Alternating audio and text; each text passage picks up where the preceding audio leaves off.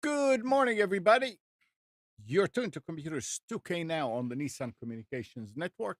I'm Anman, your host for the next couple of hours, along with Nick Hey, good morning. and Gal is here, Hello. and Mike is here. Hey, good morning. Oh, shoot, I need to switch. And guess what? Spence is here. Oh, gotta go. Sorry. Thanks. Hey, hi, everybody. And for those of you who are waiting, who can't wait, I'll just give you a brief look at it. And yeah, we're gonna have specials today. Oh man. It's Our from number It's from 2 years ago, though. Our number is 919-518-9773. Computers 2K Voice on Skype.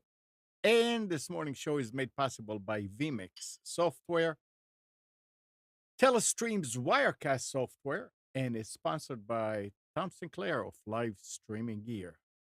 Welcome back, Spence. Thank you.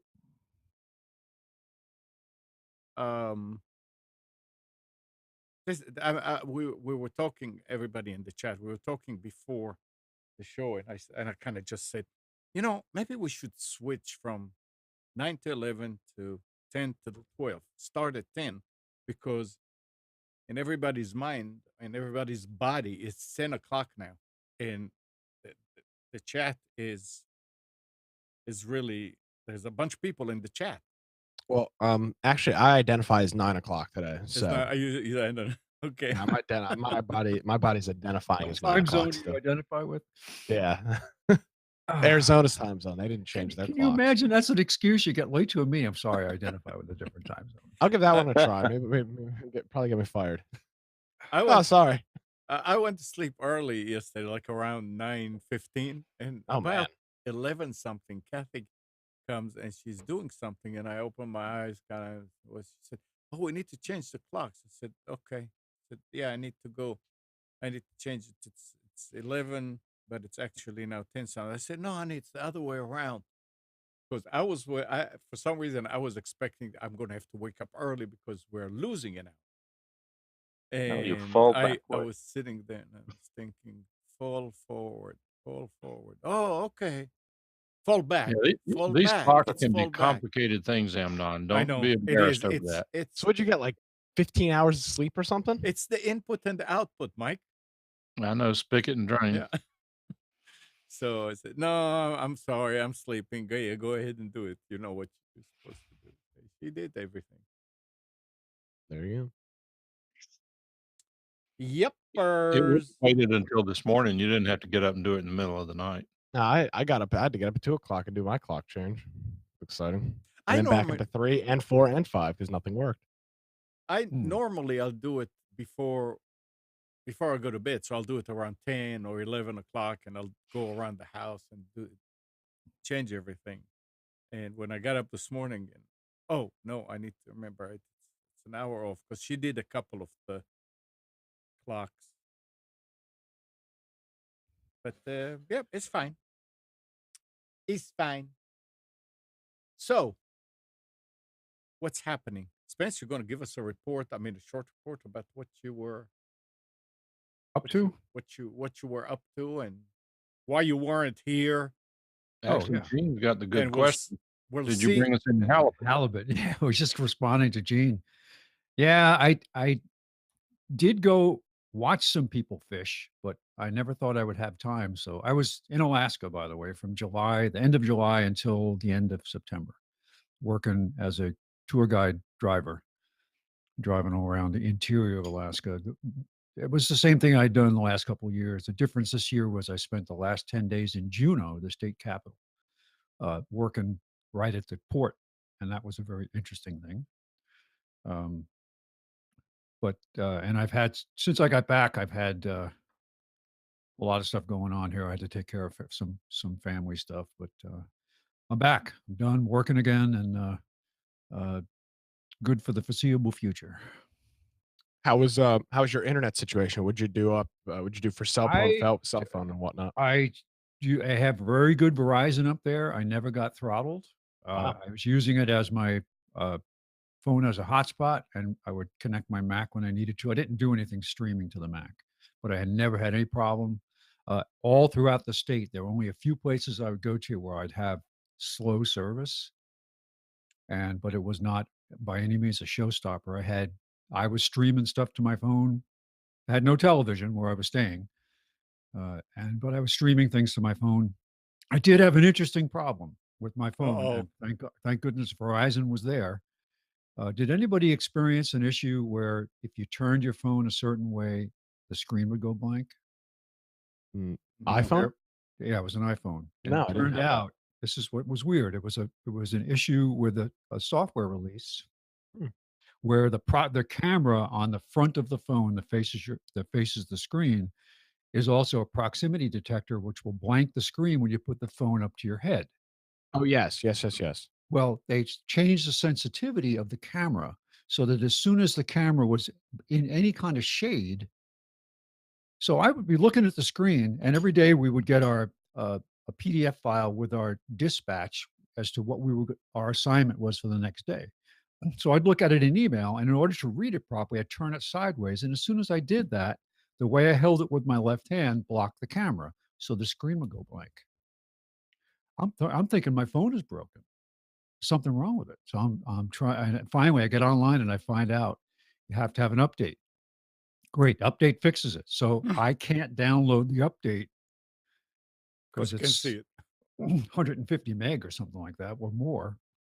So I was looking for a place to go do it. So I went to the Verizon office and they said, sure, we have Wi-Fi here very fast. And I just sat there. I did I did the iOS update and I did all the 65 updates after that to all my apps in the Verizon office. And it was anytime I wanted to come back anytime, they said, if you need to do anything, just come in and you'll have a very fast connection.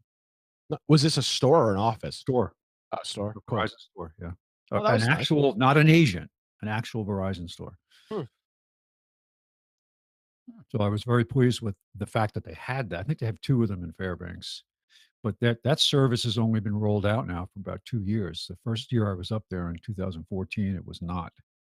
Yeah, I remember you were Yeah, pretty much like it was really very unable to use the yeah, internet. Hmm.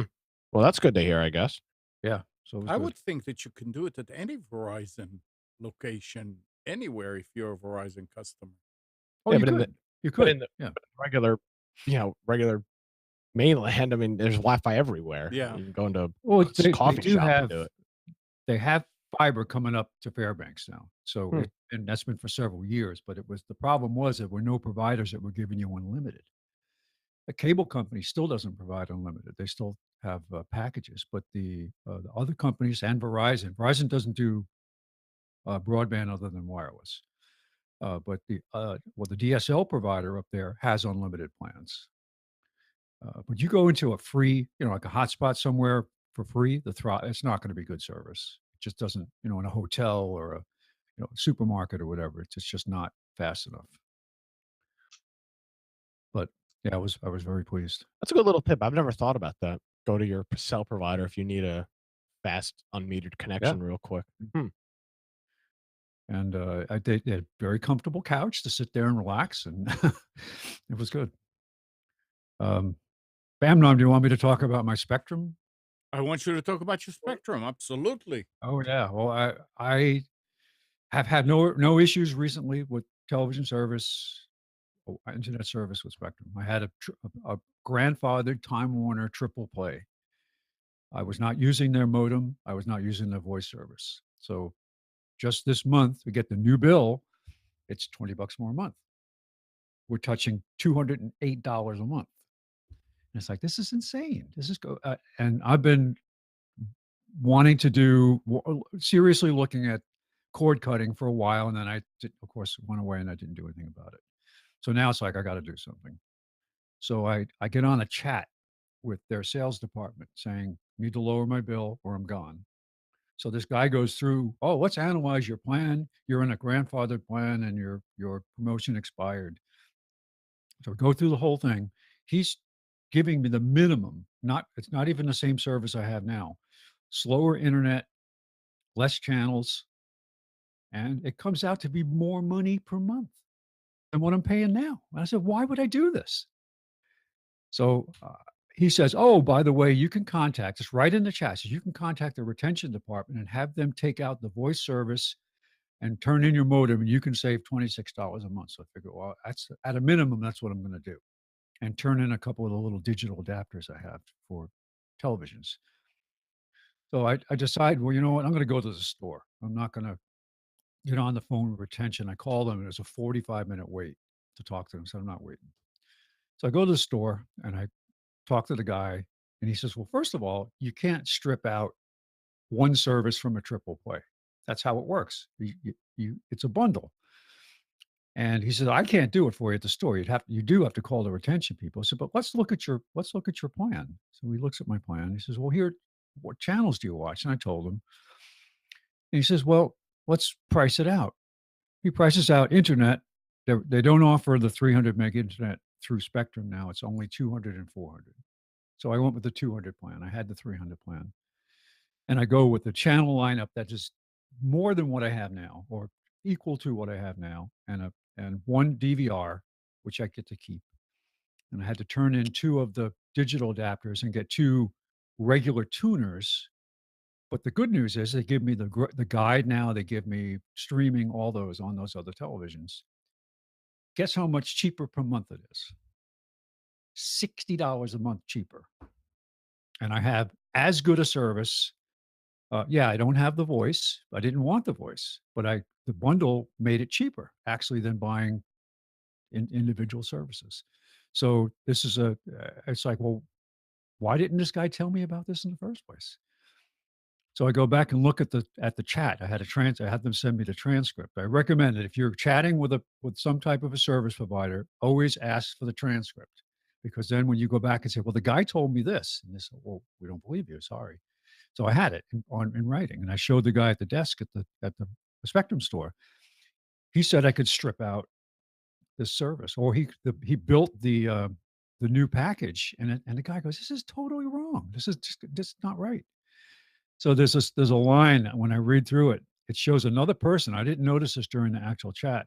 It shows Jennifer uh, um, coaching after chat to the guy who was on the chat with me. So he was messing up, and they just weren't going to come out and say it during the chat. Now, both Very those interesting. tuners, both the tuners are DVRs? No, they're not. They're digital tuners, but they give you the same menu Okay, but you don't guide. have, so now you don't have a DVR. No, I do. I have a DVR on the main TV downstairs, and instead of Oh, having okay. I those little see. Cisco adapters, remember the little Yeah, Cisco yeah, the adapters? digital adapter. Those, by the way, are going up to $5.99 a month starting next month. Okay. I So I saw that. you returned those 2 and you got 2 regular tuners. And they only Just cost tuners. $7 a Yeah. month. And you get actually more channels on the You get more regular channels. tuners. Those digital adapters are missing a lot of channels. Oh, yeah. They didn't have a menu. They didn't have. Yeah. And these other adapters can do on demand. And Okay. it's all the same channels. There's very little. I can't see any difference. Of course, I didn't before. I had stars, even though I didn't want it because it was part of the bundle, and I don't have that now. But yeah, I'm. How can I didn't think I'd say anything positive about Spectrum, but I was happy with the way. I mean, the initial getting there was painful, but Yeah. getting to the point where it's actually something I want. Um, at least now I'm holding off.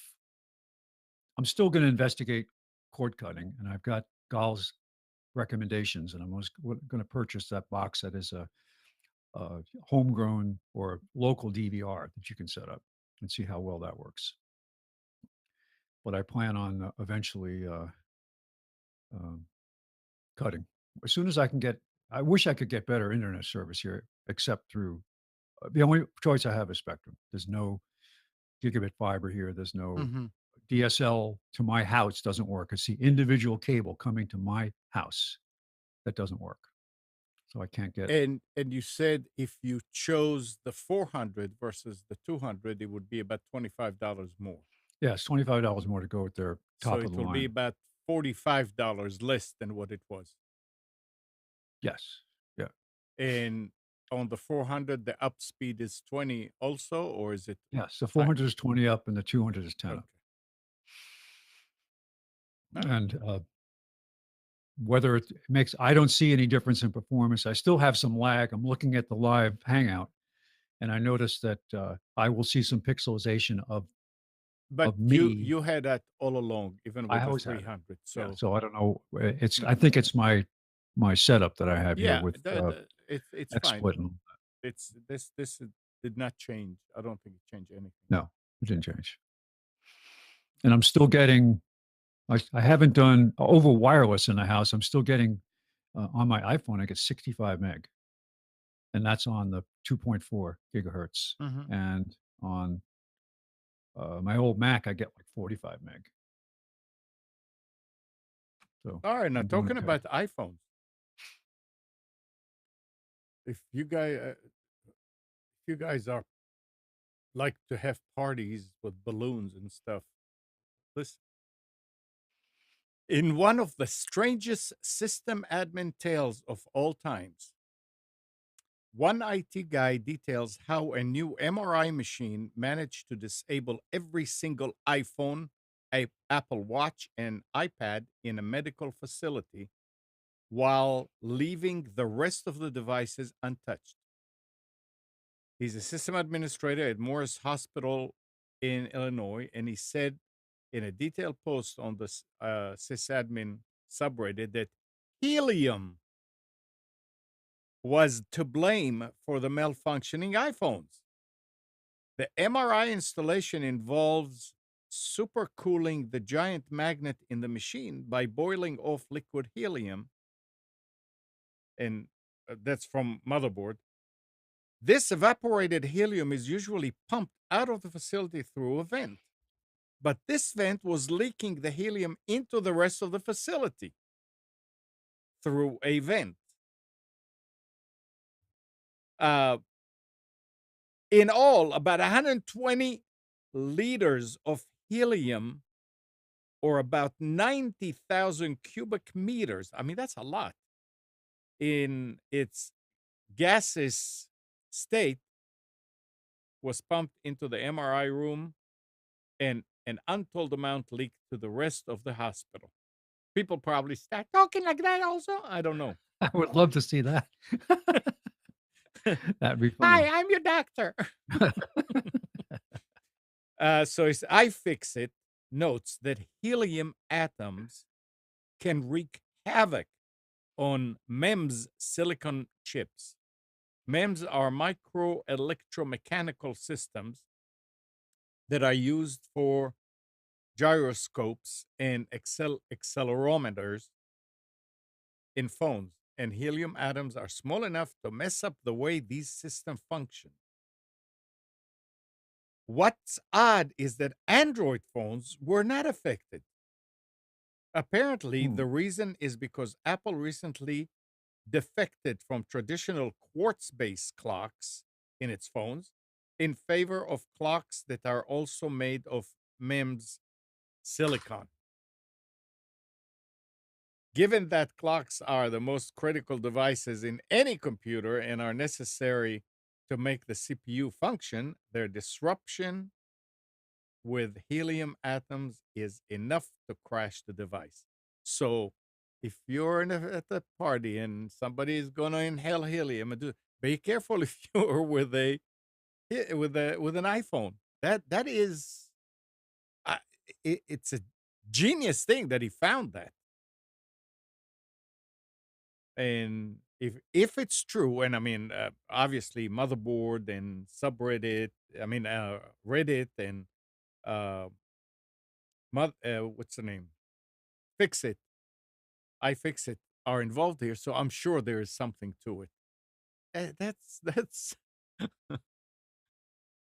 that's something that I mean, yeah. How do you when you test a new development and all that? I mean, what do you do now? Next time you're going to take it in the bathroom and see if bathroom stink is screwing up.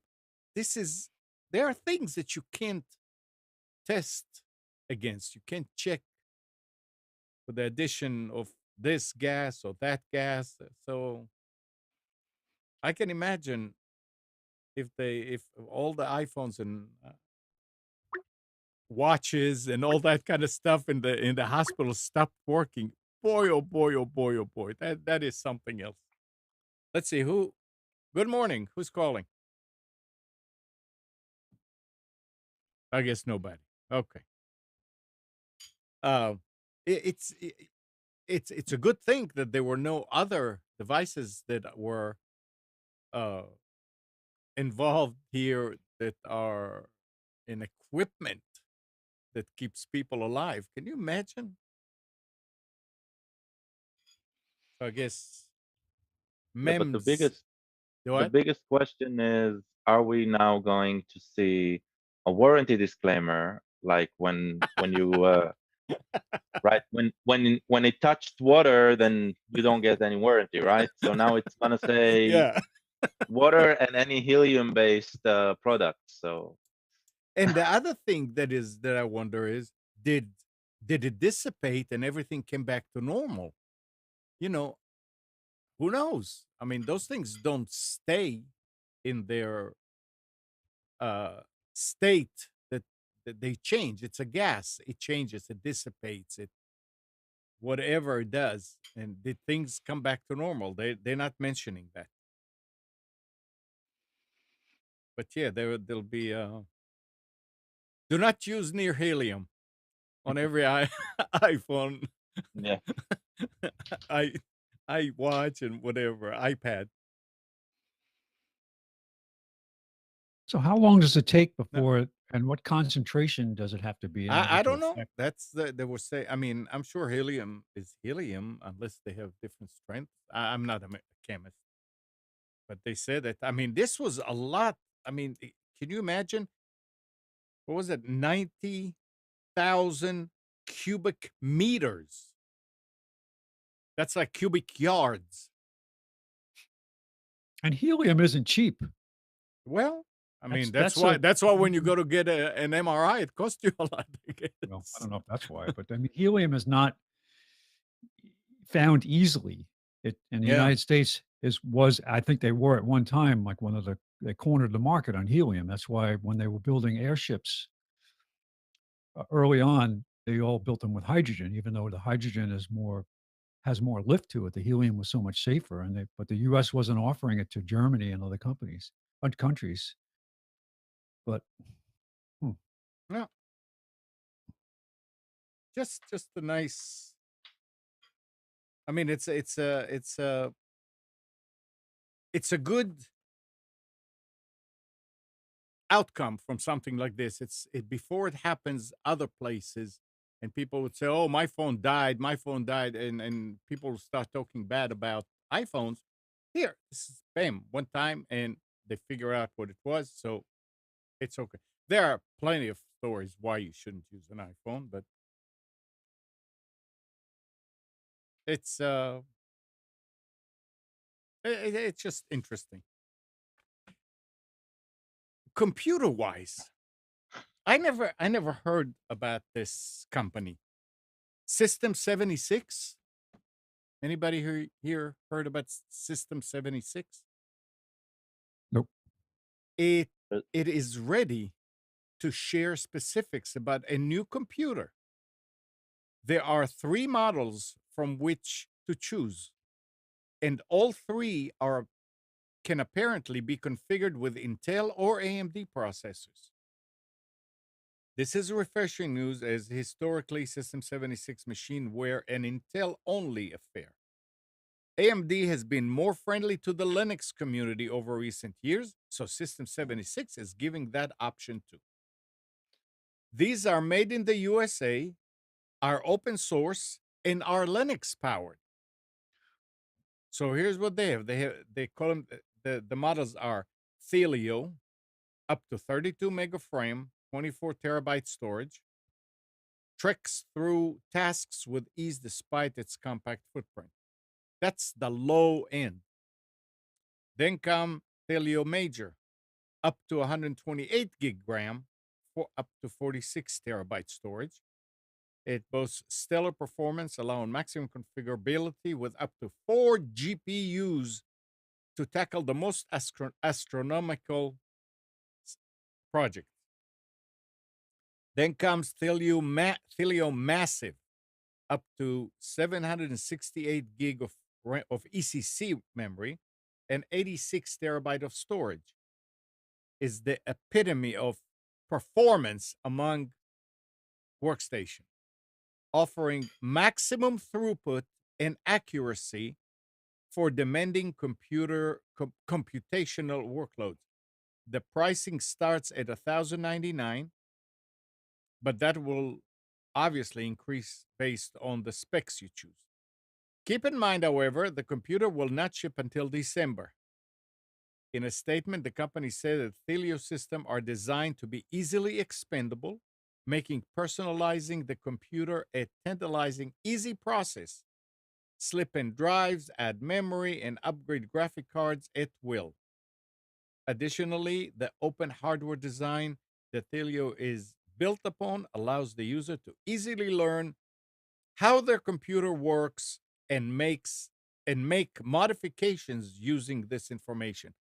This sounds to me like the early days of the clone PC, that you put this and you put that and you plug a few more chips for RAM, and I mean in the early days. And this is Linux powered. So I guess no Windows on this unless you do it in a uh what do you call them? A translator, not translator, Emulator. emulator. Um, Um, but it's nice. I mean, for look, a computer with 768 gig. I mean, sorry, 32 gig RAM and 20. Up to, I don't know what it'll come with, but up to 32 gig and up to 24 terabytes, and it's about 1,099. Hey, That's the high end one is up to 768 gig of memory yeah, and 86 terabytes of storage. it's amazing. But did we ever hear about that System76? They Never. apparently they've been around for some time. And I Because it looked says when you his said built in the United States, I went and looked yeah. and see what that it's Well, all of the cases and all that stuff are made in the US, and they said they select premium components from around the world. And it looks like they have a bunch of proprietary stuff that they have made for them. Some of the daughter cards and all that they well, use.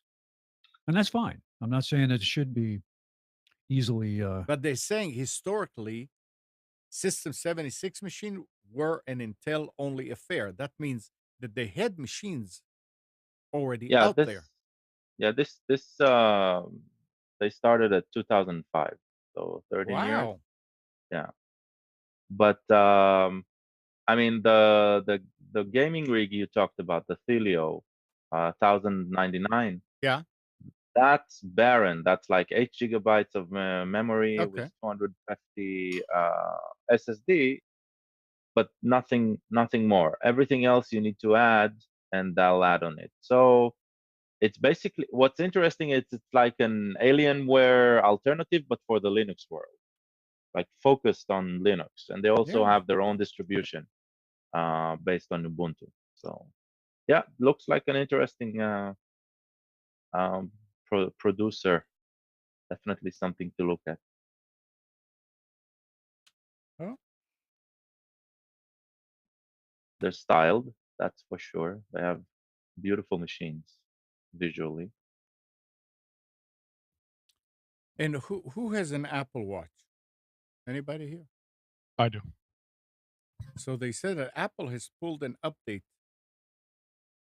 for its smartwatches after some owners complained the software, Watch OS 5.1, had caused their devices to stop working. The problem appears to have baffled the firm's repair staff, and there appears to be no way at present for owners to restore the products themselves. What's the Several, problem they say there is? well, I don't know. Several have said that they've been told they need to send in the device for a fix. No. Apple said it's intended to release a revised update soon. Those affected reported that their watches had become stuck in a state showing the Apple logo. One owner of the newly released certain Series 4 model said he has been told it would take the firm repair staff up to a week to decide whether his device needed to be repaired or replaced. Is yours working, Nick? Yeah, mine's working don't fine. I'll tell worry. you what, though. If Apple contacted me and said I needed to send my device back to them without a replacement device already to me because of their update, somebody's going to get their ass chewed out on over Yep. the phone. Well, I mean, that's ridiculous. Now, I can see if I break my watch and I need to send it to Apple, I have to go without it. But when you botch a software update, Yeah. I expect a replacement product in my hands before I ship mine Before I back to ship you, it. and then Yeah. and then you can, I and then I'll ship back the replacement one. But Yep. I'm gonna be damned if I have to send my watch to you for 2 weeks while you try to figure out what the hell you did. I mean, that that doesn't seem like an acceptable answer. well, that's the situation now. Now, Tim says he did have the issue, and he did a hard reset. Yeah, but they said that some could. Yeah. I think I did the update. Let me check. I don't know if I've even done the update, frankly. That's Maybe, so maybe. it's a real thing. Let me see if I don't know where to view what version you have. Let's see. Settings. If it works, I wouldn't bother. Yeah, but I'm curious if I have the updated. Because if I don't, I have version 5.0.1. You do. That's the one. Okay. Well, there you go. I'll when they No, do no, their no. next I'm update. sorry. This is Watch OS. I saw the big O. It's 5.1. Oh, You okay. have I have not done. 5.0. Okay. I Yeah, have not no. done 5. So you're okay. I don't even see that as I wonder if that's a developer update because I don't. I don't know. But the thing is, they pulled it. So you can't even do the update now, Gotcha. which is good. Okay. Yep. I have automatic updates disabled on my Apple Watch, Oh. so I guess that's a good thing. Sounds like they were envious of Microsoft botching up people's data. They wanted some too. I don't understand. It's Apple. It just works. Now Yeah, it works for you, works for me. the company is I mean it's in the news. Here's another story about him. Apple is introducing a new repair vintage Apple products pilot Yes, they are. program. Do you want to talk about it? Do you know about it? I mean, I'm just Well, I know. reading it. I mean, I know about it because they're now they're in there's a new law that was passed that Yeah. requires vendor companies to provide long-term support for products, and Apple cuts things off pretty. Fast. They do their updates but it's weird though because they keep their devices up to date for a long time. Like they'll keep giving you the latest version of iOS, but they won't repair it if it's broken, which is I always thought was kind of weird. So it's back to the iPhone 4S. Yeah. They will repair. It's not free, but they'll repair it. But it I'm can not be sure. repaired at least. So Yeah, that's I'm not what's sure nice. it's worth repairing an iPhone Well, 4S. I mean, maybe that's why they went for all the way back to the iPhone 4S because they know people are not going to do it. But Yeah, at least if somebody needs to, they can. yeah, it's good that they're it's good. Well, Now, I don't know. I don't know if it's good or bad, frankly. what was the other thing about? Here's something else about Apple.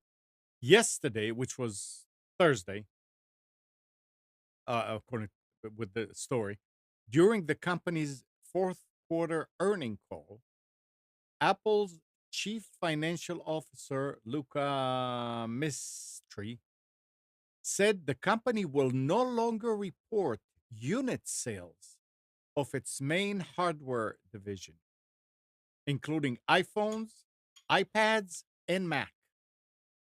This is the same as protocols Apple already follows for its smaller devices, such as the Apple Watch, AirPods, and HomePod, which are bundled under the other products category.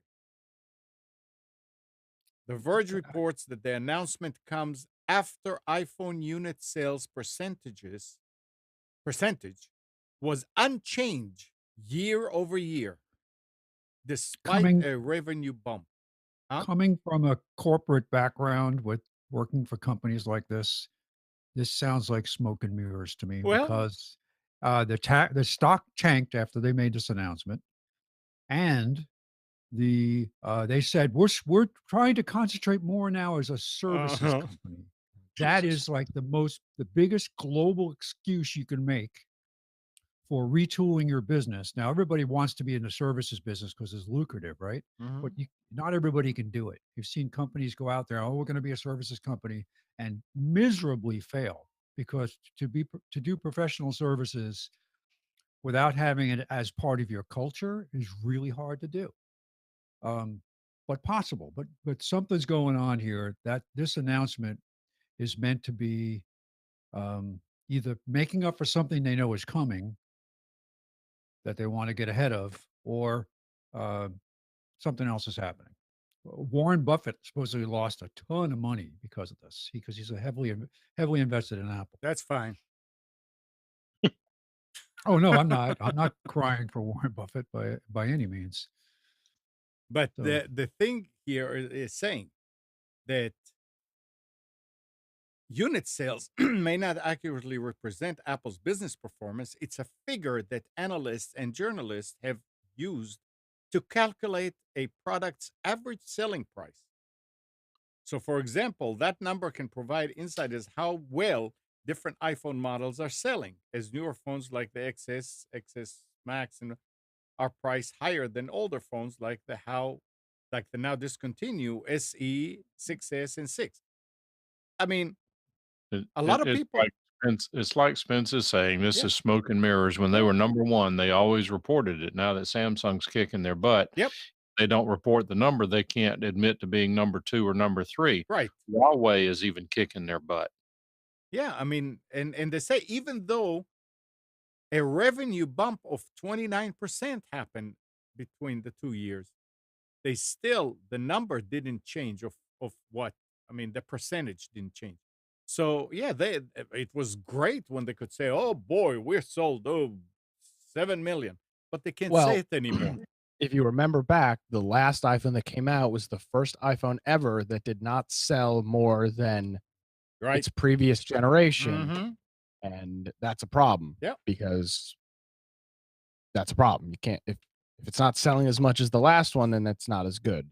it's a problem And for them, but yeah, I mean, absolutely, it's a problem for them. people I mean, make They're literally every iPhone they've ever made has sold better than the last one. they're Every single embarrassing one. themselves. So what? They're embarrassing yep, themselves. yep. Well, I mean, it's not a surprise that the last iPhone didn't sell as much. It's a totally different thing that they're trying, which I think is good. I mean, go for it. Try different things. But Nick and I know somebody who just bought the top end iPhone, and he's either taking it back or has already taken it has back already to taken it support. back. He has not yet? He has. But they Okay. get a smaller one, not Yeah, because of he the said the thing this gave is him a cramp in his hand trying to hold it. which Well, is not here nor there. But nevertheless, the that people don't like the not having the fingerprint scanner and the notch. mm-hmm. I don't want I will not get a phone that doesn't have a fingerprint scanner. The new OnePlus, I don't know if you saw this, the new OnePlus 6T, their naming is terrible. The new OnePlus 6T, You have to go it's to the like, dentist. Jesus, what yeah, it's the OnePlus 6T SXL or whatever the hell. That just started appending letters onto it. Well, Um, it's exactly what Apple did, adding the S Yeah. So they go with the T. That's all. Okay. So they got their new OnePlus 6T that it just came out Yeah. is one of the I don't think it's not the first, but it's the first more mainstream phone that has got a fingerprint scanner built into it's not built into, but it's on top of the display. So you You just touch the screen. I'm wondering if let me see if I can find a picture. Hang on. If I send you a picture, can you put it on the screen? No, Okay. no, because I don't have email on the switching computer. Okay, let me see if I can't find an image of this. Okay, here we go. What if I put Yeah, you go ahead. what if I put something on the screen? Yeah. Hold on a Yeah. second here. So if you look at that, is that showing up for you, Amnon? Yeah. If you look at that, you would say, okay, so what does this icon mean? So what this does is when you put your finger over this, it illuminates the screen in that proximity turns green to light up your finger, and the above screen, it's above the LCD display, the fingerprint scanner sees that it pulls out your fingerprint and it will unlock the device. And from all of the videos that I've seen on, I've watched probably a dozen or so, it is as fast, if not maybe a little bit faster than what every other flagship phone does for unlocking. But you don't lose any screen real estate. That portion of the screen is totally usable. You can it's a full functioning, full DPI, full resolution part of the screen. There's no loss of quality. There's no film over that area where it looks like something's different. It looks exactly the same. And I'm telling you what, I'm not somebody that would switch to Android, but if push came to shove and this was my option, I don't think I'd be too upset. This new OnePlus 6T is at the same price point as the last OnePlus 6, which is $599, I think. Mhm. And this on-screen fingerprint scanner is the real deal, but doesn't have a headphone jack. Yep. Which the CEO of OnePlus ripped Apple a new one for getting rid of their headphone jack. So he looks like a real jackass now. I mean, you I can will also tell probably you that OnePlus's customer service is terrible. Well, yeah, I don't that doesn't surprise me. I think you get what you pay for with that respect. I bought one. Andrew convinced me to buy one. I got on the waiting list, bought one. I got it, and I forget why it was. I didn't want it and hated it. There was a return privilege on it. I mean, there was a waiting list to get these things, like a month or whatever, to get one 2 months. And the the return, it had I think a 30-day return on it. And of course, by the time I figured it out, it was 31 days. 30, can you no, I'm sorry, it's out. No, it's out. But you have people waiting in line to get these. Sorry, we can't help you. Okay, that's fine. That's what your policy says. And I sold it on eBay and got my money out. Actually, on Craigslist and got my money back out of it. But I wouldn't touch them. Well, they're doing some they're doing some really innovative stuff on the Android side. It's still Android. I mean, Well, why isn't the infrastructure there to compete with Apple? I well, mean, it is there to compete with the Apple. There's the biggest problem. There's the reason that I probably will never switch back to Android, and that is iMessage. Apple has got me with their ecosystem with iMessage. They've got me. That in itself is the only reason. if I renew my comment, why isn't there an iMessage for Android? Because Apple wouldn't make an iMessage for Android because then people would switch to Android and get rid of the iPhone. Why didn't Google make one or an independent They third party? do. They've They got it. can. But I've got to convince all my friends that I talk to on iMessage to use that, and that's not going to Right, happen. Yeah. right.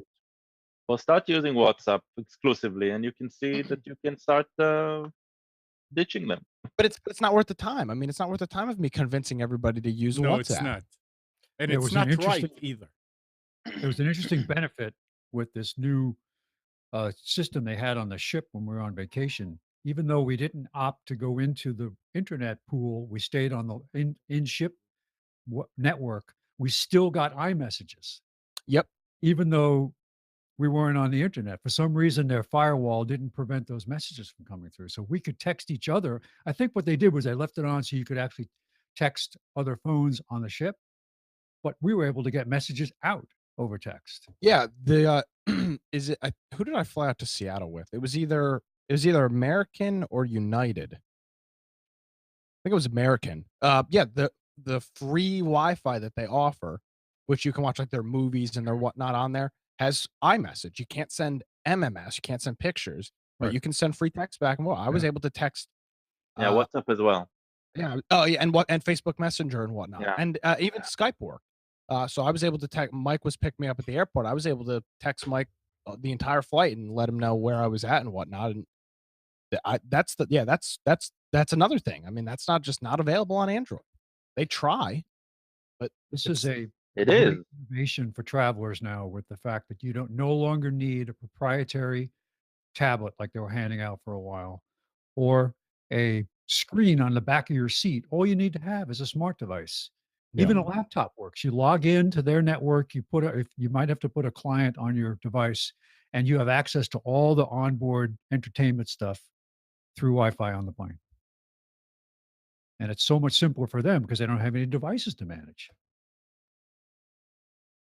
It's really good. Yeah. Alaska Airlines has this thing where you can watch all of their in-flight entertainment through your phone. You get an app that you load. You before it tells you to do it before you take off, obviously, because they can't supply it once you're in the air. They But once you just have this thing, they just need to On an come up. Android, they can. well, they probably could have the server on board, but to send you the app, but they weren't able to send the Apple app to your phone once you were in the air over their network. So, because whatever communications they had with the internet was limited, you could buy their connection. That's what they sold was an internet connection, but the onboard Wi-Fi was local. And Yeah, and loading applications for iPhone, you must be connected to the yes, Apple Store. yes, Yeah, in Android, you can sideload them. yep. Now But on the iOS though, I was there was I think it was American I was flying. They had their app that gave you access to all their uh uh media and whatnot. That app was able to download in the iOS App Store. It it passed that through its firewall and let me download that in flight without paying for the Wi-Fi. So that I mean, that's how they're getting around it. well, are they trying to get around it? I mean, look, if you are doing more and more and more with your phone, because that's the way they want you to do it, they'll better come with better batteries for these The phones. phones have Because got great batteries. Depends. Depends on what you're doing. Sometimes it clobbers the batteries, depending on whether you're in a fringe area or for if I run Google Maps on my phone in the car, I better have my cable with me. here's something else about Apple while we're at it. Apple's new dual SIM function, which lets iPhone XS, XS Max, and XR owners use two cell subscriptions at once, will come to new phones this week. But the current implementation will have a huge negative impact on Verizon subscribers who choose to use dual SIM in the US. That's from PC Mag.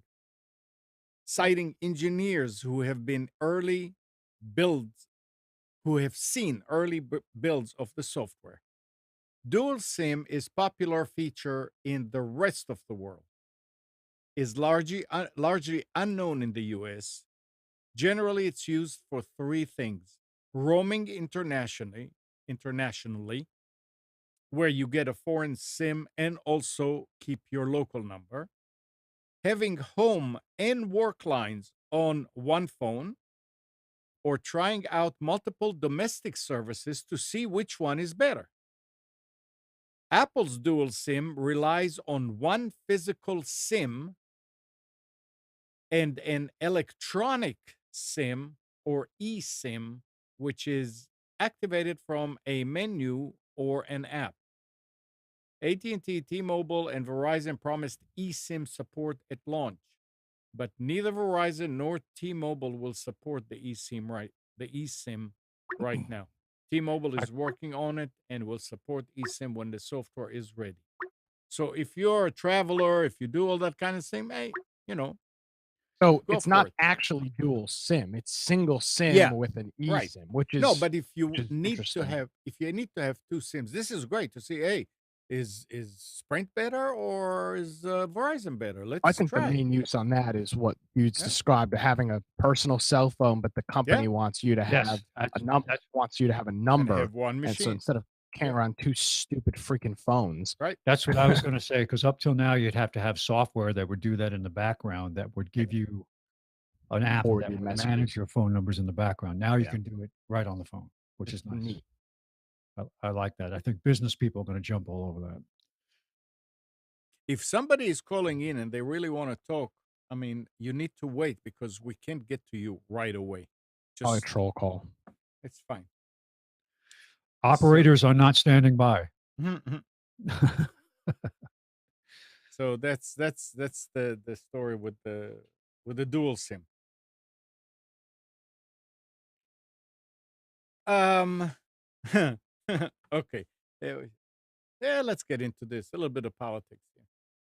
Facebook new political ad transparency tools allowed Business Insider to run advertising as being paid for by Cambridge Analytica, the political consultancy that dragged Facebook into a major data scandal this year.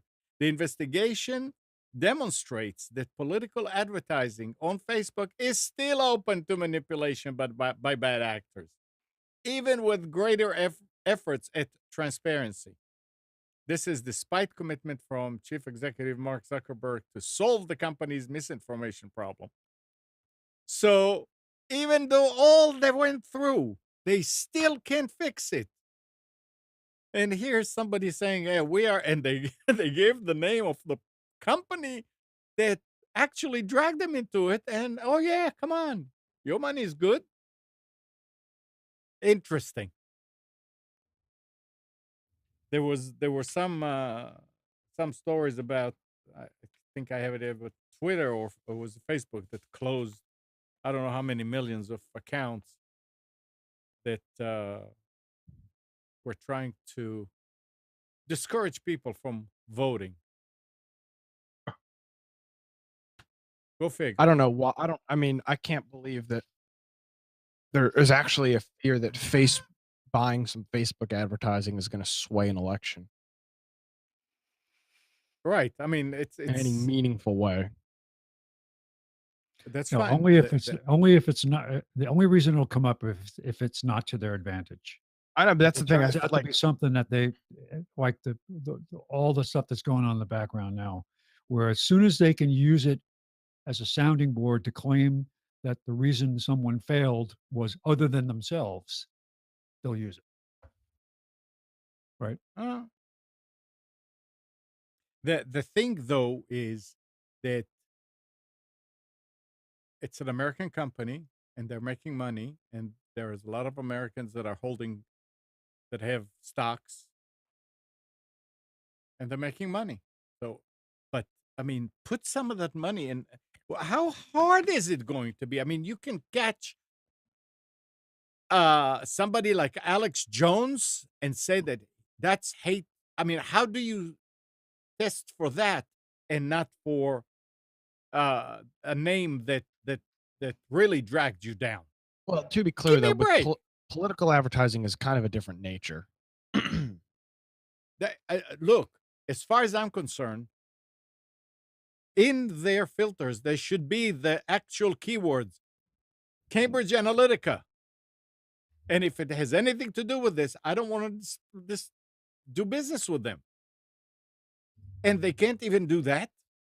I understand that it's different. But the thing is, it's like they're not doing what they're saying that they're going to do. And some people think, unlike you and many other people think, Nick, that they can't sway it. Of course they cannot sway. But they give information, the misinformation, and we always call those voters, uninformed or whatever. It's amazing. You heard about the teacher here at NC State. They Yep. told, you know, given a speech students and telling them that Fox News is disseminating lies and hate. I mean, and this went on Twitter and probably on Facebook, and some people will believe that. Yeah, what do they say? Go home and use the parental controls on your Yeah, parents' to TV to block the block them. channels on their Yeah. cable box. Yeah. Isn't that great? I mean, it's amazing. And yeah, she apologized and she said, "Oh yeah, I crossed the line and all that." But it doesn't matter. Damage is done to some people who who were willing to listen to both sides. She should be fired, but it won't happen. Absolutely. I mean, if that was somebody who was saying CNN is lying on campus, they I'd would be thrown in probably, prison. You're a domestic terrorist if you say that. but it's people like Facebook and Twitter and all those really need to be held responsible for things like this that happen. Why don't they just stop And- selling political advertising on Facebook? I mean, that seems like that would be the simple solution to their problem, no? Huh? I'm being dead serious. No, they that's can't- not the problem. The problem is not advertising. The problem is their editorial editing to eliminate the other side of the story, which under most arguments they're entitled to do because they're a private entity. Upon further examination, they use government resources through the internet with May East, May West, other backbone infrastructures. The question is, do we want the government inserting its tentacles even deeper into content? Probably not. Well, I'd say just turn off Facebook. I use Facebook so little, and even now Well- when I use it, it is so focused that none of their crap reaches me. As soon as somebody starts showing their stupidity on Facebook, I immediately unfollow them. I don't unfriend them. I unfollow them. Maybe that's why you haven't been seeing my post. That's right. And when I go in there, I just don't see all these morons. I mean, I've had this good discussion with a guy named John Holt, who's probably one of the most knowledgeable microphone experts in the world. Granted, he gets into a lot of the old stuff that doesn't interest me, but some of the stuff is just fascinating. And I wouldn't have that but for Facebook. There are some guys who refurbish broadcast equipment. They take stuff that was made 50, 60 years ago, they refurbish it, make it look brand new. They've found the original color of the paint. They've found ways to clean the metal to get rid of the rust in these things. It's really intriguing. But for the Facebook, I would not, unless something else came along, I wouldn't know about these people. But once they made it possible to unfollow someone without unfriending them, it completely changed it for me. I have people who are I don't say they're close personal friends, but they're friends of mine, but unfortunately they're misguided and I don't even read their crap on Facebook anymore. If you go back to the recent, I guess it's got to be a year ago, when one of their founders came out and said what the original intent was of Facebook to start with. It's not to provide a wonderful platform to share information with your friends and family. It's to collect information about you and sell it. Oh, for sure. That's the business objective. And then you got, for example, Tim Cook made the statement that he did not want conservatives buying his products. yeah. Yes. they're Absolute wondering- suicide. Stupid. But for the iPhone, I oblige him. It's amazing. I saw somebody's actually starting a movement now to try to get all the people that say they'll move to Canada after each election to hold them to it. Well, now that they've legalized pot, it's probably going to happen automatically. I know. I'm Yeah, moving up there next that's week. right. I'm looking forward to it. Nobody realizes that the legal pot is a lot more expensive than the street pot. So it's Money's no object to an Apple user, though. Well, it's not necessarily more expensive. I mean, if you and wait a second, guys. And Gal knows. no, not that. But if you take into the account the legal fees after that, right? So it's not that expensive. Yeah, oh, I've actually one of the gaming buddies that I play games with in the infection group lives in Canada, and he was saying that it was, I don't remember what percent it was, cheaper to buy it off the street. No longer illegal to possess it, so it's easier to buy it off. So you don't have to go wait in line or do anything. You just buy it off the street and you're good to go. Oh, Well, that's an interesting question. In Canada, is it legal to buy it off the street, or is No, it's it only not. legal if Probably you not. buy the It's government not. But tax? people aren't getting busted buying it off the street. They were getting busted on possession. So, but now it's not illegal to possess. So, unless you're drug dealing in broad daylight, you're probably good to go, or buying from a cop. But You're saying that if you bought it illegally, you don't get busted for possession? correct, yeah. I mean, there's no way to tell. No way to tell is this legally purchased pot or illegally purchased pot. So as long as you don't get caught buying it, you're as long and you're holding whatever and you're not high operating a motor vehicle or whatever rules and laws there are, then yeah, you're good to go. That's for that. How do you test for driving under the influence of marijuana? I'm not sure how they're doing that. It's so new. I don't really think, frankly, they even The know. United States hasn't found a way to do that, but I have another question. If for the legally sold pot in Canada, is it in baggies? I'm not sure how. Well, I'm not sure how it's sold. Who sells it too? That's the question. Is There's it a store. government selling it or More licensed? stores on every block. No, No, but I there's mean, not. Well, legal actually, stuff. all of the legal stores, from my understanding, are actually operating and still operating in a gray area. They are technically not supposed to be selling it and to the public. that's why a lot of them cannot have a bank account. Yeah, there's some No, in weird Canada stuff. they can. Yeah, well, In Canada they can. there's some weird stuff going on. Technically, the stores aren't supposed to be selling it, but they are, and nobody's able to do anything about it. And it's still an odd Yeah, area because because it's it's so a new. federal. It's a g- is it's illegal. The Where's In state the that? says US, it's in the legal. Well, that's US, in So the U.S. that's in the US. In Canada, it is yeah, legal federal. It okay, is, but yeah. the Over stores there, are it's operating all in a over. Yeah, gray.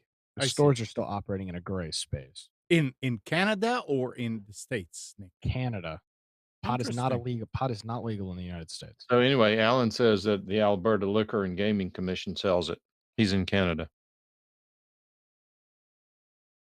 But okay, so maybe the difference is based on where in Canada you're living. So I I think guess maybe that's maybe the ABC stores can sell it, but not private liquor store.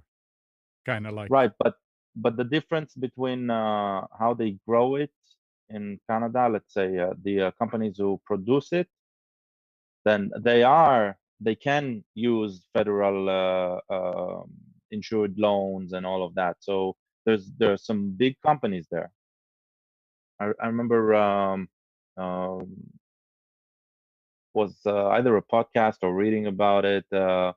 Um, there's a company that basically bought off an island off the shore of Hmm. Vancouver, and they have like a mega plant there.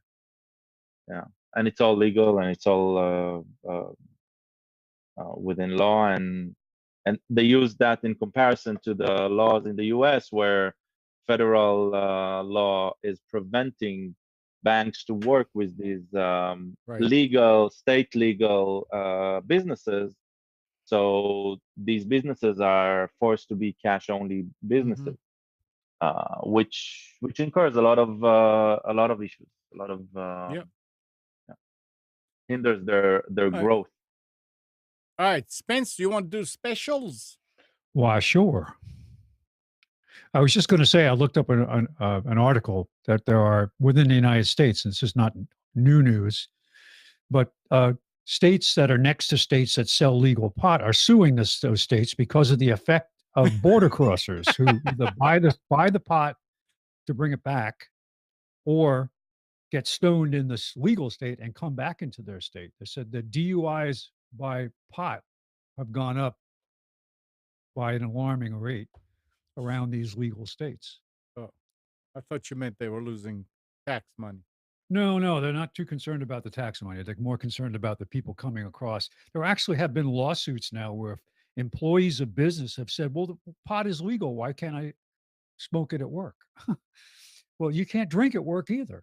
So supposedly, I mean, companies have policies about, no tolerance of alcohol and drugs, but just because it's legal doesn't mean that you can use it.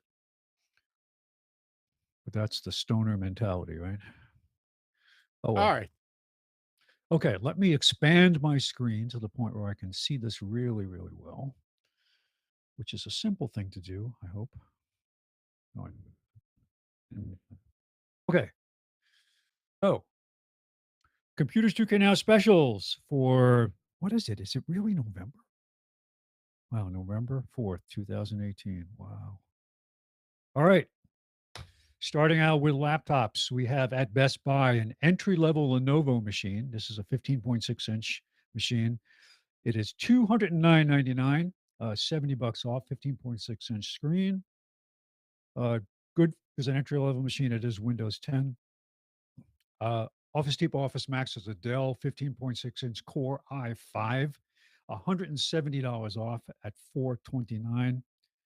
Excuse me. And Staples has a Lenovo Flex 14-inch i5 laptop, $200 off of $599. I have been recently working on Lenovo Flex laptops for a small business that I support, and I've been very pleased with the performance. I just turned on BitLocker on a couple of them, and the built-in TPM um, trusted performance modules made a big difference, work very well, and they're actual screamers. And it's been in operation for just over a year now. Very happy with it. Hmm. Desktops and all-in-ones. At Best Buy, we've got a Dell Core i5 desktop, 12 gig of memory, 1 terabyte hard drive for $499. That's $100 off. Office Depot has an HP Pavilion desktop with AMP Ryzen 5 processor, $449, save $100. And Staples has now why did I put a laptop in the desktop section? Oh, well, but this is my mistake. HP Pavilion laptop with i7 for $649, $180 off. That's at Staples. Tablets. Now, Best Buy did not have a tablet in their Sunday ad. Now, you notice that the circle that's around the B and the circle that's around the O, that means that this is from somewhere else on their webpage. It's not in their Sunday ad. So, but this is a good deal. However, there is a caveat there. This is an Apple iPad uh, with a cellular chip built in, 32 gig Verizon wireless. This 259, which is 200 off, but you have to do a 2-year contract for the data side of it. I'm seeing more and more people now have high-end iPads with the data connection, using them as a uh, business machine very successfully. And I've run into several real estate people doing this, and it's very handy with the built-in uh, broadband connection. But you do have to pay a separate monthly charge. I think if you string them together, though, if it's more than one device, it gets the cost down. That's at Best Buy. Office Depot has a Hyundai tablet 10.1-inch, excuse me, with a built-in keyboard for $117.99. That's a quad-core ARM processor. And finally, Staples has a Fire 7 Kids Edition. Now, I'm not an advocate for giving tablets to kids as babysitters, but there are a lot of good educational programs out there. These are things that you would do anyway, and tablets under supervision are excellent devices for learning, and you're going to see them in schools anyway, so you may as well have a handle on it. So this is a 7-inch tablet, 16 gig of memory for $69.99, which is $30 off. Okay, networking. Best Buy has a Linksys tri-band Wi-Fi router. Thank goodness the prices on these things are coming down. This is called the MaxStream AC2200, and it is $179.99, save $20. These AC routers are getting better and better. They solve problems in homes with connectivity and signal strength issues, streaming issues. The tri-band allows you to have different services dedicated to different frequencies. Very good for areas where there's a lot of interference. If you're in an apartment building, if you're in an area that has a high density of Wi-Fi. So if you've been putting off getting an AC router, the price is finally on the high end ones that really have good performance and management qualities. We're getting there. Okay, Office Depot, looking for network products. Again, did not have anything on their ad, but this Trip Lite USB 3.0 gigabit adapter, 32 bucks. These are just handy to have in your kit. You're starting up a new machine, reloading an OS, and you blow away the drivers for the built-in Wi-Fi or built-in Ethernet. And this is a great way to connect up and to get yourself back online for downloading drivers and OS and so on.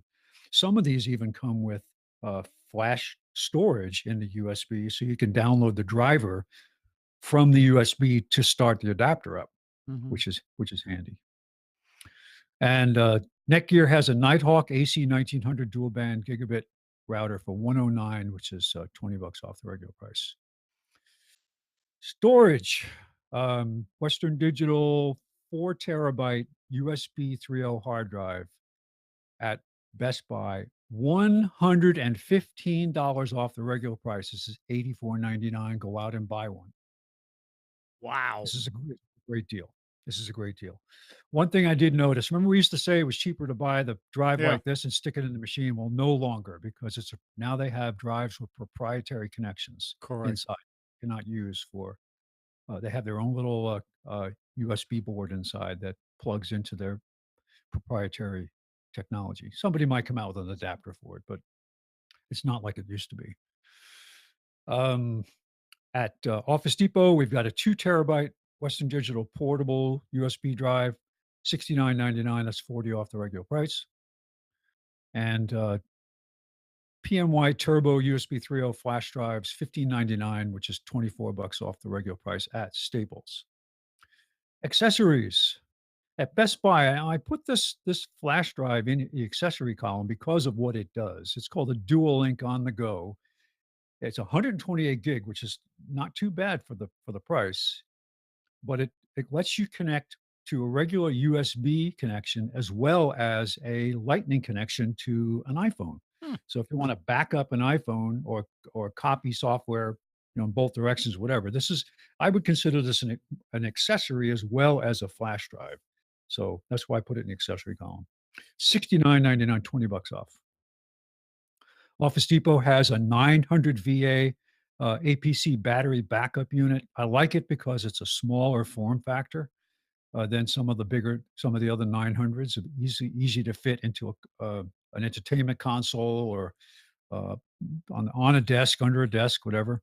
$79.99, 20 off. And Logitech has been doing some interesting things with their keyboard. Now, maybe I missed this while I was away, but there were several of these things at Staples today. They're putting out normal wireless keyboard combos, some of them including mice, that have the 3-button Bluetooths or 3-button selectors built in. So you can support 3 devices from the single keyboard. And in this case, it's got Bluetooth going to a phone. It comes with a little stand if you want to put the phone next to a tablet. So this is the cheapest I've ever seen this with a full size keyboard, $29.99, which is 20 bucks off. They have other models that also have the mouse built in. They still have the 3 buttons, so you can support 3 devices by switching. And what it does is it provides the connectivity signal to those devices so that when you press, say, the PC button, it doesn't look like the Bluetooth connection is broken to the other devices, which is very handy. It keeps basically maintains the connection. You're just switching through the internal logic to who you're actually talking to. Great functionality. Okay, monitors, multimedia. We've got an HP 23-inch monitor for $109.99 at Best Buy, 70 off. We've got a 22-inch entry-level monitor for $89.99 at Office Depot, which is $20 off. And boy, the prices of the curved monitors are coming down. I've been looking at them in the stores, and they're really slick and nice to have on your desk, especially if you're a business and you have people coming into your office. 23.5-inch curved LED monitor for $149, which is $30 off. Printers and scanners. Color laser printers, the prices have been coming down, and the only reason I looked at this one carefully was I really like the features on it for the price. This is $249.99. It's a Canon image class color laser printer. It's $100 off. But this is an all-in-one. This is a printer scanner. and copier, as well as I mean, it does those three functions. It's not, from what I can tell, it's not a fax machine. But at this price point, and the fact that you can buy, I think the starting price for the color or for the toner cartridges is $34.99 for the standard capacity, which makes it a really attractive machine for a small business if you've got to have color, easy color printing, color copying, and scanning all in one machine. Office Depot has Epson Workforce WF2750 inkjet printer for $69.99. This is a printer scanner fax copier. That's $30 off. And Staples has the Brother MFC L2110 DW compact monochrome laser printer, but this is a printer scanner fax copier for $149.99, which is $50 off the regular price. I always recommend paying the extra $50 to get the document feeder and fax. They do have versions of this that are just simple scanners and copiers. They don't have the document feeder. Document feeder makes a huge difference if you need it. Okay, home automation security. What did I think I made another mistake here. I put it in there twice. Now, granted, yeah, I did do that twice. Disregard what you see here, unless you're going to use your new Apple iPad with Wi-Fi and cellular to connect to your home security system. All right, well, whatever. I don't know how I did that. Sorry, this is my first time back. I was a little confused this morning. That's all right. Office Depot Office Max, a non-Sunday ad. They've got the Philips Hue white Wi-Fi controlled bulbs 4-pack for $49.99. Puts it $12.50 per bulb. Vivitar, that's Office Depot. Staples has Vivitar Wi-Fi security cam for $29, which is 10 off. And then things that I noticed that I either had something already in the category or I were worth mentioning. Here's one of those keyboards I talked about where Logitech now has a full-size, high-performance Wave keyboard with mouse combo and Bluetooth and the three device buttons built in for $99. It's $30 off. If you need this, it works really well. Declutter your desk. I also have the Logitech C920 webcam for $49.99, $30 off the regular price. Has that been a common price around Amnon? Have you been looking at this at all? I haven't. I mean, that's That seems better than I've seen. Typically, it was like 69 on sale. Hmm. So 49 is It not is bad. on the low end. You're right. Yeah, this is an excellent home use webcam. So it's got the built-in chipset for video processing. Mhm. And Best Buy has a Western Digital 2 terabyte MyCloud. Now these have been coming down in price too. This is a now either this picture is wrong or they just look different now. I have a 2 terabyte MyCloud and it's great. It is. Where are you? I'm on the fifth page. Keep going down. You're Oh, in the right shoot. place. Just go down a Okay, little I further. guess Yeah, there you I go. messed up. Okay, never Yeah. mind. There it is. So these are one of the easiest ways to set up a cloud service. The cloud service is actually in your home. You can access it remotely if you need to.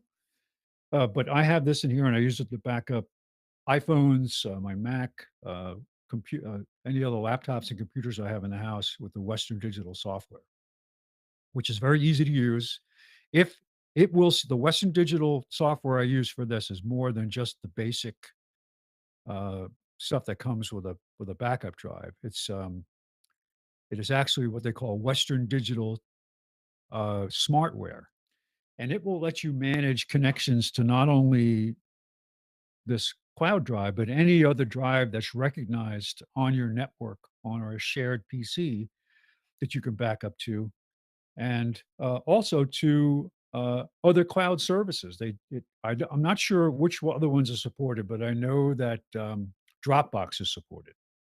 So you can set up a backup scenario for all these different locations around the house, because I do have on my main work machine, I have a regular Western Digital drive. It does support third-party drives too if you buy the Pro version.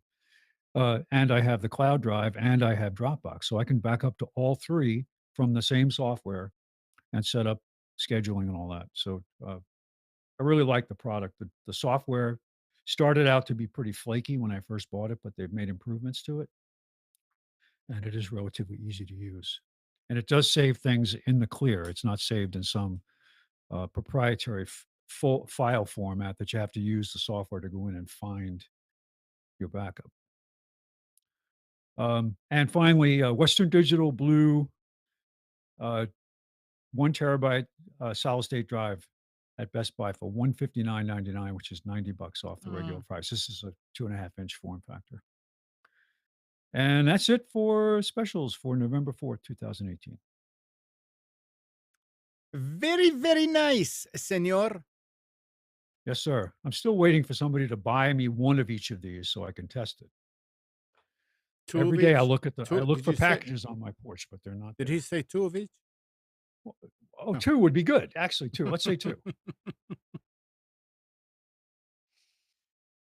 All even right. If it has to be, I don't mind if you say it has to be returned in 4 years, then I'll be happy with that too. Okay, I'll consider. Okay.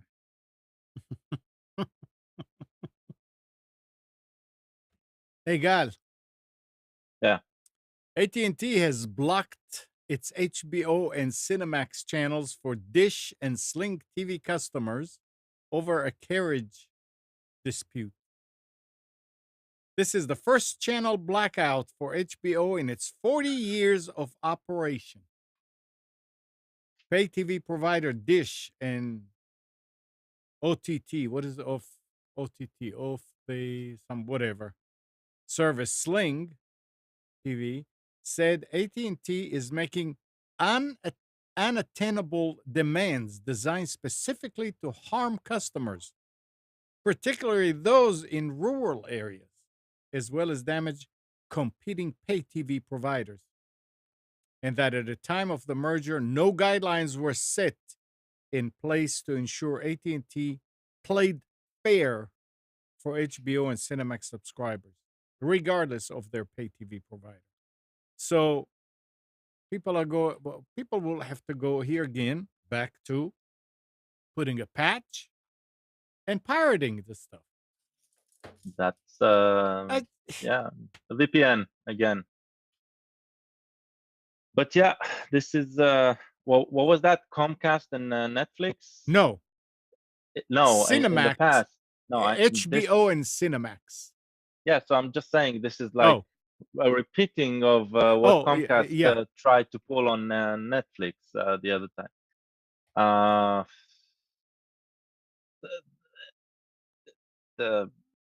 Cut the cord, man. I'm actually. Hold on a second. I want to start setting up a test environment. And is the hardware you recommended a while back still pretty much what you recommend? I mean, I got to go back and look at what you sent me originally. Anything can basically work. Depends on what you really want to achieve. I mean, the real crux of cutting the cord is live TV. Right. Okay. Everything else can be consumed differently, whether legally or illegally. Okay, that's a whole spectrum of things. But when it comes to live TV, even the illegal solutions, they're not that good because they somehow they keep shutting down. They keep getting blocked.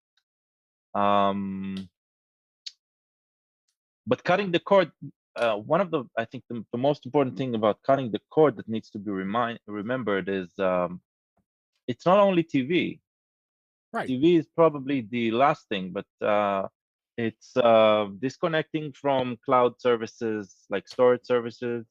So you mentioned the Western Digital, yeah. iCloud, right? I mean, it's a nice solution, but it's far from good. and so, but they're great open source solutions to host your own data. Now, what services out there give you when you pay for them? The best thing they do is they provide redundancy, they provide sustainability. So if you're going to do something on your own, don't focus only on your home, right? That's where complexity comes in. But cutting cords from media at this point, there's enough competition. I can't say that I've seen the competition drive the price down, which is a bit of a shame, I think. Um, Sling TV and YouTube TV, where you can get it, and or just buy directly from the producers, like HBO. You can buy their online subscription, and there's PlayStation View, which but when you're comparing them to cables packages, unfortunately, the price is pretty much the same. Yeah, that was going to be my question, to say what's Yeah. the cost analysis here. Yeah. And you're saying that Spectrum is the sole provider in your area, which means they're not worried from competition, right? So they're probably not going to put an effort if you call in and there's some latency issues, or so that's always a problem on its own. Yeah. Our neighborhood is too old. That's the problem. It's not cost effective for any provider to come in and dig the street up to put in fiber. So we have the coax infrastructure because we've had Right. cable right from them, which they did come in and upgrade in the last 6 or 7 years. But there's no way that Google, even the town of Apex itself, because the town has its own utility, there's no point in them setting up a whole new relationship with yet another utility for right of way, when they can just work with Duke Energy and cover most of the area. Apex would be an outlier. It'd be like, why do that? So the whole town of Apex is excluded from working with Google Fiber and anybody else because of that restriction, because it's got its own utility company. It doesn't represent enough ratepayers to make it worth it. I want to go back to Amnon's story real quick, Doc, because you said the solution was to cut the cord, but Amnon, reread where HBO was being blocked and Showtime was being blocked. It's AT&T has blocked its HBO and Cinemax channels for Dish and Sling TV customers. Sling TV is one of the most popular cord cutting services. So, I mean, I'd be pissed if I was paying for that on Sling. I don't know how they can do that on Sling. There's you literally have to pay to get just those channels on Sling. And where is it in the EULA that says that they can do that? That's what you need to find out. I'll bet that's you. what I'm wondering. I'll bet you that they have the right to do it. Oh, I know they have the right to do it, but I mean, those add-ons are almost $15 a month from what I remember to get those channels, even on the cutting the cord service. So, well, they're saying that AT&T is making untenable demands. I got that, but it's funny that so maybe AT&T now suddenly wants $25 from Sling, and what is Sling to do? Well, that's possible, but the whole thing is now, so we're moving to this cutting the cord thing to supposedly get away from all these contracts and all this other nonsense, but we're seeing the same damn thing. So I'm reading the headlines and the articles. The pull is not a block. It's not an internet block. AT&T controls HBO channels. Yeah. Right. So they're the owners. They have blocked the feeds to these streaming services. Right. So yeah, I'm guessing that the payment will stop as well. So it's not like, right, Sling is letting you buy HBO content for $15 extra. That's probably dropped. But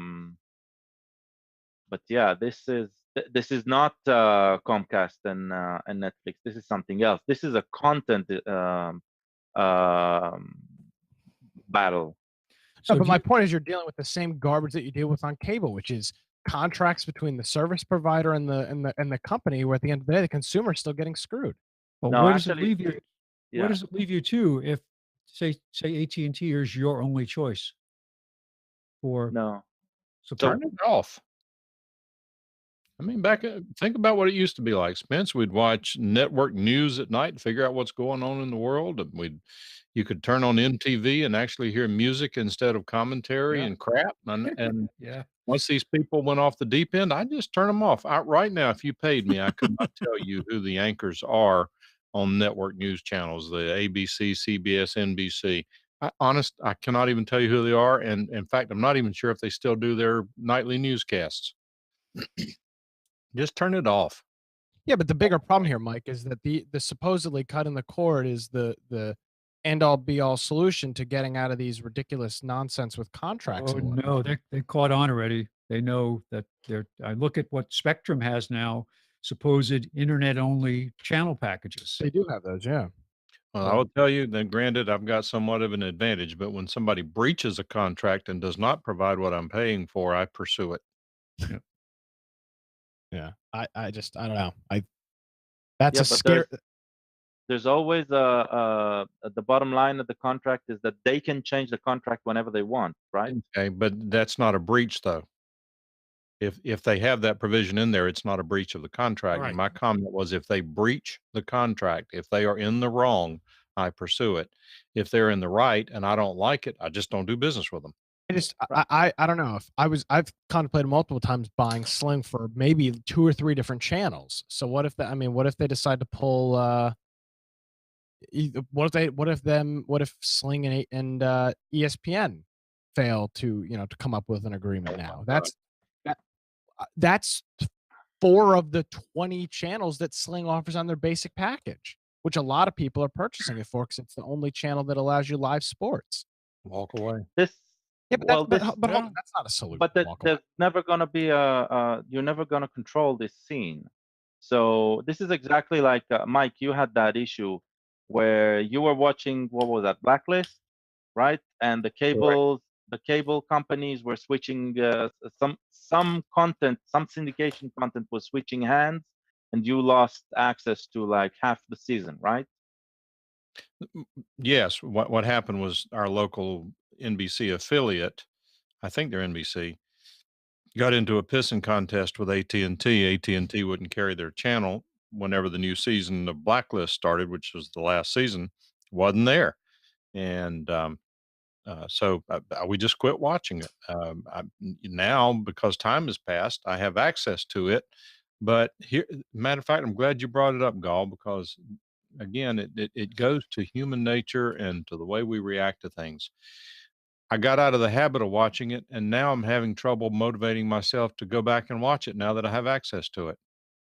Wh It just helps a lot that they went and got pretty one of the actress in the show went out and made a fool of herself. if you're talking about Megan Boone, she's done Yeah. that repeatedly. She almost got fired from the show on the first season because James Spader couldn't stomach working with her. She would not learn her lines, and she blew them all the time. James Spader never makes a mistake. She came out and made some gun statements that were just typical stupidity where oh, I will refuse to shoot a scene anymore with this, yet you'll no problem shooting people with a handgun, but I won't shoot somebody with an AR-15 because it's just wrong. Yeah, well, So it's just AR-15 puts them out of their misery quicker, so it's more humane. yeah. All right, now. Well, speaking of TV, something that I didn't even know was happening. It happened on Friday. The new season of House of Cards came out, and Minus Kevin Spacey. yeah. So frankly, I'm not even. I don't. I've watched every season of that show the day it's come out for the last 4 seasons. I watched the whole series on the Friday and Saturday that it comes out, and I didn't even know this season was coming out, and I don't plan on watching it. So Yeah, I didn't know it was So out. there. We didn't watch the last one. We just yeah, I mean, look, I'm saying that, and we're old, but I'm telling you that whenever I'm not old. people Speak for start yourself. whenever companies start trying to manipulate you, I lose interest. And when I lose interest in watching Blacklist, then that rolls over into other things. Honest to goodness, right now, the junk that my wife watches, she likes to watch these cooking shows and all that. If she ever got out of the mood of watching it, I could absolutely disconnect the cable. It wouldn't bother me at all. In fact, my son and daughter-in-law are with us for a short while, and in their bedroom, I wanted to know, did we need to get them a box for the AT&T? We have the AT&T TV service, and do you guys need a box? We've got one we can move in. No, we watch stuff online. Yep. I just finished watching the Amazon Jack Ryan series, which was really good. If I'd recommend everybody watch it. It's really well done. I'm halfway through it. I got sidetracked with Goliath, the second season of Goliath, which turns out to be horrible. But I mean, it just took a good show and just made it insane. Made it Well, it's cool to see. Amazon put a lot of money into this Jack Ryan series. For a period of time, every Amazon box, package, anything they were shipping to you was promoting the series. They clearly put a lot into it, and it paid off. It's a really well done show. But prior to that, Man in the High Castle was their other probably well-known series. They've got a lot of content they're working on. It just doesn't have the push and pull that Netflix has, which is crazy because everybody has Amazon Prime and everybody's got access to Amazon Prime Video. It's just not synonymous with media and content. It's the damnedest thing. How far into Man in the High Castle season 3 are you? I'm not watching. I watched a couple episodes. I didn't like it. I'm two episodes into the third season. Let's see. I just never got into Being it. familiar with the book, I was really interested in seeing it because the book really didn't have a conclusion because Philip K. Dick died before it was completed. That's a problem. Let's see who called in. Good morning. Hello, it's Larry. Hey, Larry. Yeah, What's up? I have a question. It should be computer related. We were going to put a Blu-ray player on the hook it to our TV. So we went and bought one, got an HDMI cable, and went to the TV, and DirecTV already has a HDMI cable plugged in there. How do you plug two cables into one hole? You need to get a basic. Well, you can just use a hammer. Hey, I tried that, but then now we got to get another television. Flatten the connector, hammer each connector down so it's half the width, and then slide them both in together. And then Larry, you can get a very inexpensive HDMI switch box. Yeah. I actually use them. They're called the HDMI matrices typically, and they're little boxes. They're typically 4 inputs, 1 output. You can get them on Amazon for fairly. They're fairly inexpensive. I've actually got one that I think I lost. I don't know where it is. It's just it's a little. They're tiny little boxes, and they're $20 or $30, and you would plug both your DirecTV and your HDMI player into this little box, and then the output of that little box would go into the HDMI port. Are you sure your TV only has one HDMI and there's not one hidden on another side of the TV or something? I wouldn't swear that it's not another one, but my wife got there and looked around, and I tried looking around, but my fingers got sore, and so I got. Because my TV's got them hidden. There's one in the back, but then there's one on the side that you have to. Nick, I think you missed that. Larry's blind. Oh, well, there you go. Yeah, sometimes, Larry, there'll be one in where all the other connectors are, and there'll be another one kind of offset someplace else. The other thing you can do too, Larry, is get the model number of the TV and pull the manual for it up off the internet, and it'll tell you how many it has. Yeah. Oh, okay. Or I can stop by and take a look. For anybody that may be in the same situation, I just posted a link in the chat for the one that I've used. It's a 5x1. It's $15. I don't know where it is. I don't remember why I had it. I've got 2 of them, and it works well. It's got a tiny little IR remote with it and an IR blaster, and it says it supports 3D and whatnot. But Wasn't this the one that you were using that was blocking the something, something, something? no, that's a different one. That's the one I actually use. That's actual that I misspoke. I have an actual matrix that I use. It's a 5 in, 2 out, and that's the one that strips HDCP, so I can send one signal to my TV and one to my capture card. But this is just a regular simple switcher. There's nothing simple about you these. say that's but, from and- Amazon? Yeah. It's they sell a whole bunch. You can get one that's got less inputs too. I don't know how much cheaper it's going to be than $15, but Right. the- Yeah, because all I need is 2. Yeah, I don't have any games or anything to plug in there. yeah. I used this one for a short period of time and it worked. So I can recommend any of these little switchers. Right. Okay. Well, I might just take Spence up on seeing if he can find another hole in the TV. I'll bring my drill.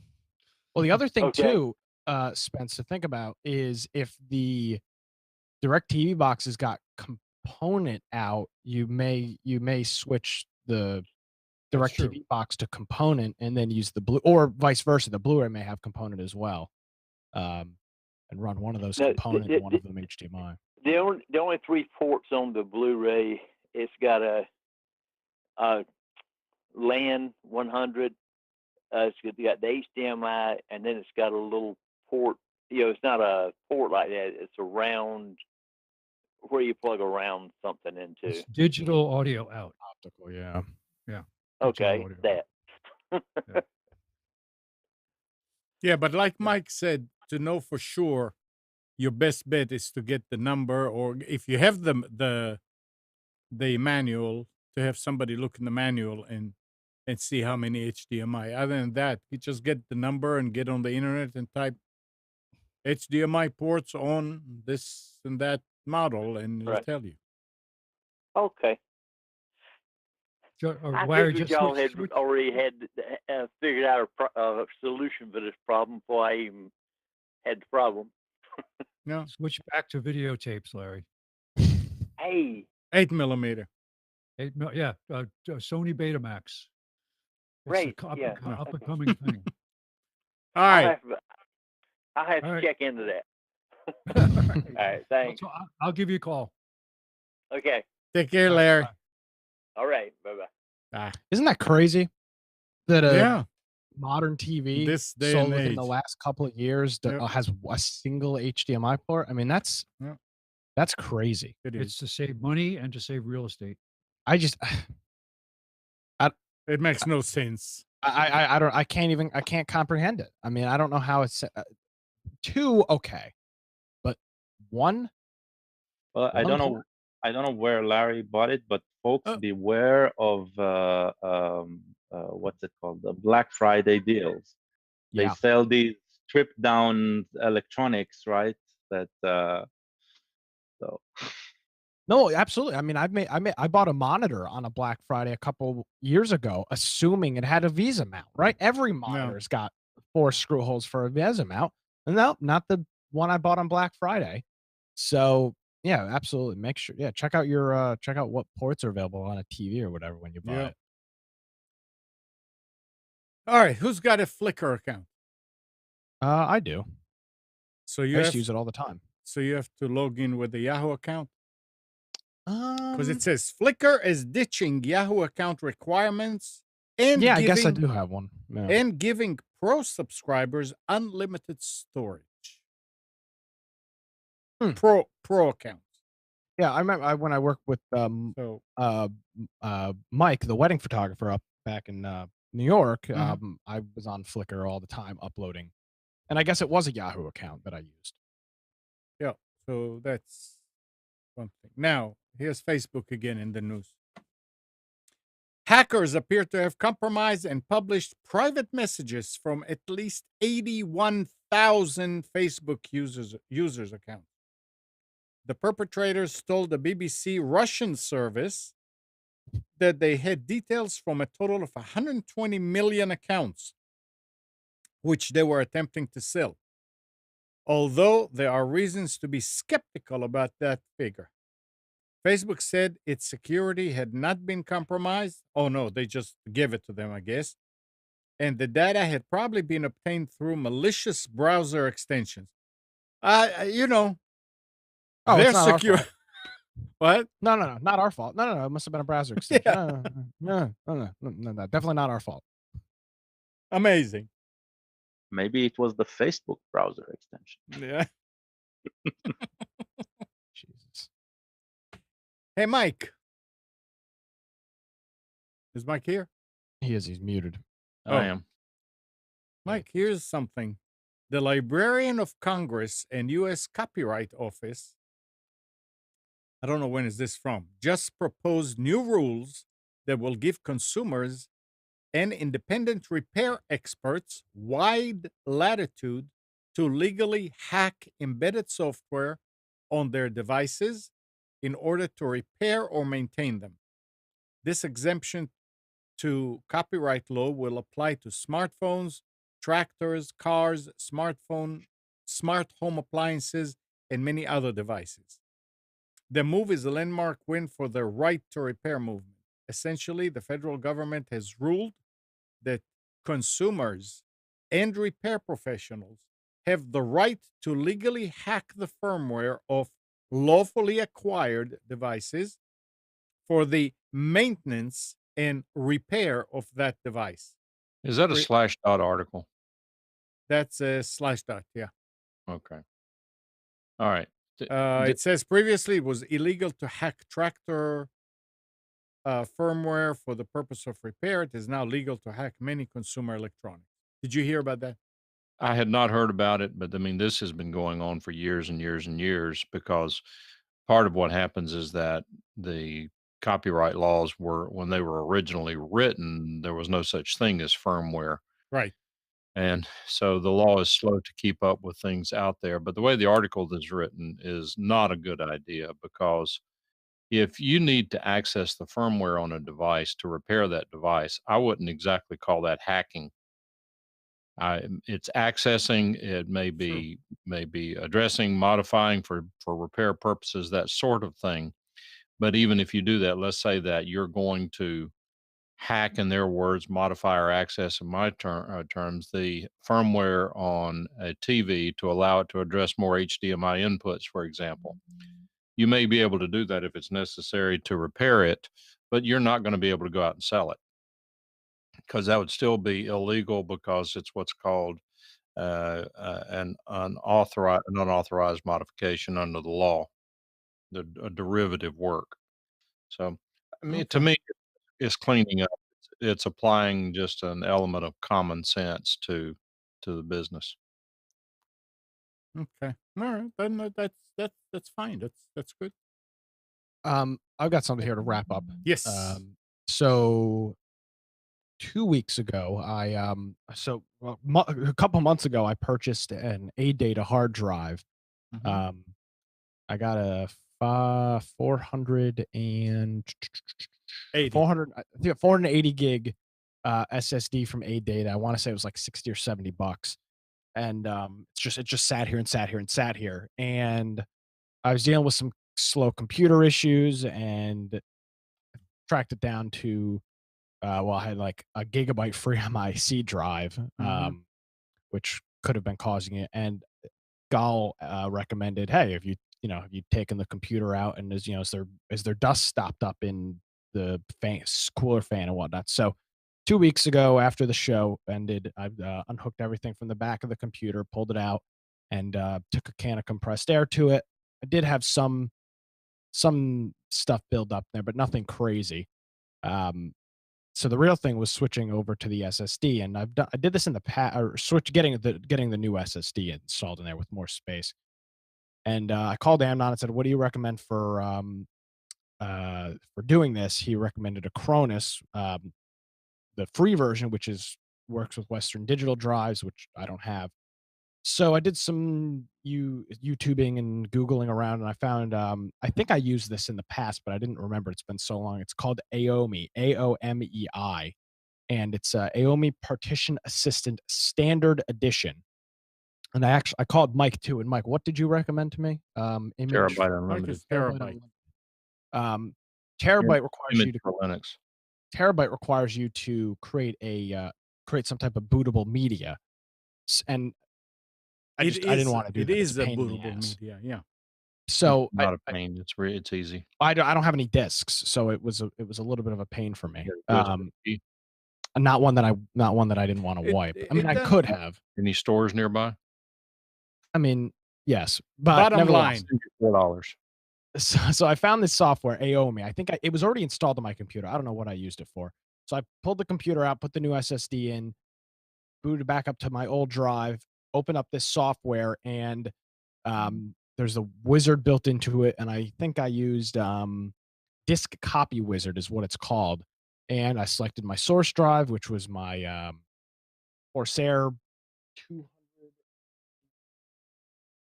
240 gig SSD, selected the destination drive, this new A data.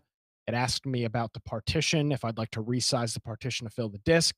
I selected yes. It rebooted. It booted into their assistant. Took probably 30 minutes, copied all my data over, and boom, it was done. And all the data was over on the new drive. The partition was expanded, so I have 443 gigabytes available on the C drive to use. And it worked pretty flawlessly. I didn't have to create any. I didn't have to burn any ISOs or anything. The software's free. It's called AOMEI Partition Assistant, and I use the standard edition. And it worked from SSD to SSD. There's also um, HDD to SSD wizards in here, which I assume cleans some stuff up, maybe, and some other things. But I've used the disk copy wizard, and that worked And did you use that? flawlessly.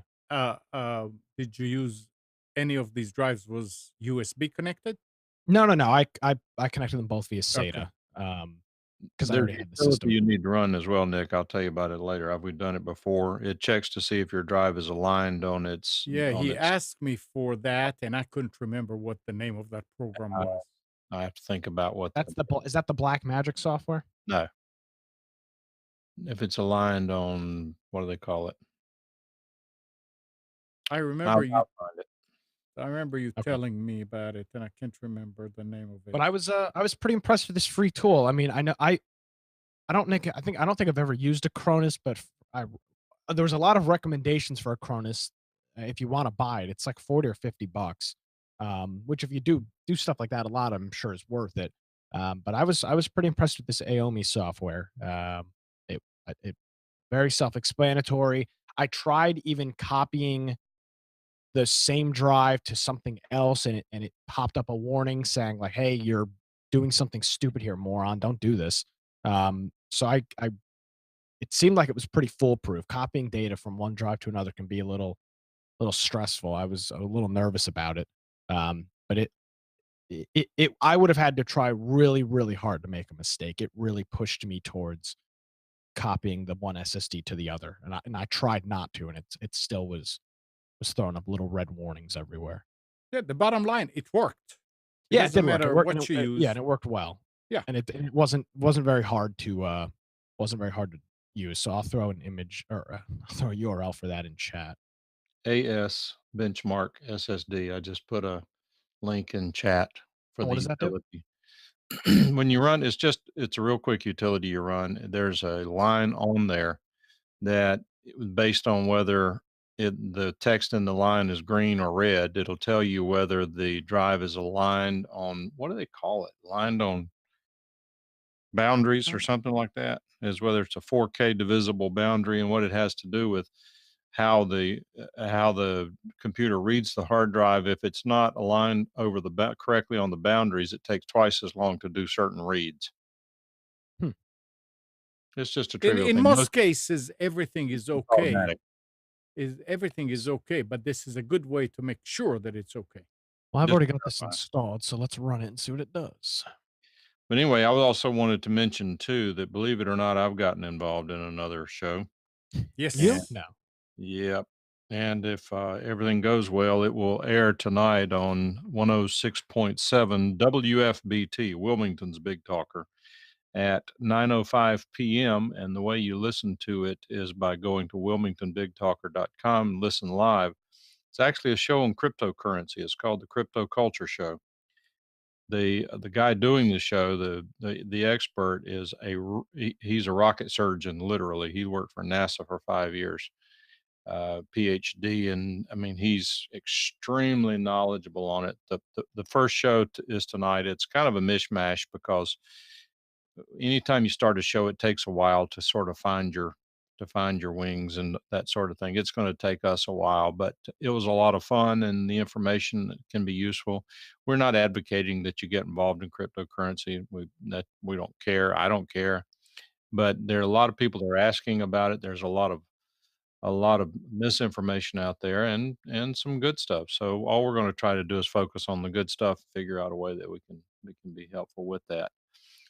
Also, while we're on it, another show that I'm tangentially involved in that you might want to listen to if you're interested is at 8:05 on the radio station at wilmingtonbigtalker.com. And that show is Dr. Greg Brannon, Your American Experiment.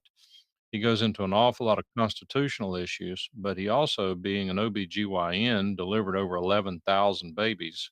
Brilliant, brilliant doctor. Absolutely. Let me say this again. Brilliant doctor. I mean, I hope we can someday capture on camera the way the discussions that we have off camera because he's just absolutely fascinating. And he gets into some medical issues from time to time. And when he does, it's just fabulous to listen to. But it's a good show. And I commend it to you, 8:05 tonight. And while we're on the topic, there's also this show at 7:05 that is probably the highlight of the entire radio station Oh, you're a sweetheart. by our very own Nick Craig called Against the Norm. And Nick will finally tell you how he feels about things. So tune in, and that's wilmingtonbigtalker.com. So tune in at 7. You're good till about 9:30. And it's some good stuff. We have a lot of fun It's doing all good stuff, not it. some good stuff. It's all good stuff. That's And Martin. and we'll go from there. And then, of course, the other one I'm involved in is Tom Joyner at 6:05. So 6:05, 7:05, 8:05, 9:05 now, and that's pretty good for somebody not in this biz. But There you go. so check it out and let us know. Yeah, well, and to kind of dovetail on Mike's thing there, if you don't know anything about cryptocurrency, this show does not go over the extreme. I've tried to listen to some cryptocurrency things in the past, and it's just too much. It's a whole bunch of techies all talking, and unless you've already got a strong foundation, you can't really follow along. But this show is not that not the case. If you understand how regular currency works, I think you could listen to this first episode and be able to You track along can. at least 80% of it. I'm not into it at all, and it was very easy listening. Yeah, that's a Well, fact. keep in mind that the other guy, the guy with the brains, is Steve Jeffress. Steve, he's an amazing individual. The reason we did this show is because my good friend asked me to do it. I mean, this guy can, if you go to meetup.com to go into cryptocurrency, he conducts meetups. He does it with no agenda. He's not trying to sell anything. He's not trying to persuade you on anything. He's simply trying to share his extensive knowledge with people who want to learn from him. These meetups, I don't know if you've ever been to a meetup, like a podcast meetup. There might be 10, 12, 15 people there. These meetups where he speaks and attends, they run out of chairs, hundreds of people.